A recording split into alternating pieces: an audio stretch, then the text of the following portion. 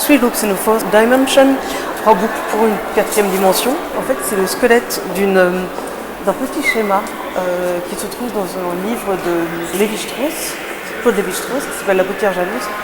Il va se servir de cette figure topologique qui s'appelle la bouteille de Klein, qui est une figure topologique qui a été pensée à la fin du XIXe siècle par Félix Klein et qui permet d'aborder la 4e dimension.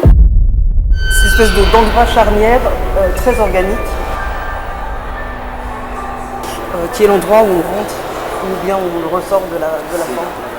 Si on suit virtuellement avec la main la surface intérieure ou extérieure et qu'on suit la forme, on va rentrer à l'intérieur et ensuite on ressort. Une manière d'expliquer en fait comment étaient structurés de très nombreux mythes en Amérique du Sud et jusqu'au sud des États-Unis. Il s'agit de héros et de figures mythologiques qui circulent de l'intérieur à l'extérieur de leur propre corps, ou bien des voyages en fait spatiaux mais qui passent par des trous dans la terre et qui ressurgissent à l'intérieur du corps d'un autre. Le fait qu'il y ait un déplacement permet d'appréhender, mais on ne peut pas la représenter la 4e dimension, mais permet de l'appréhender.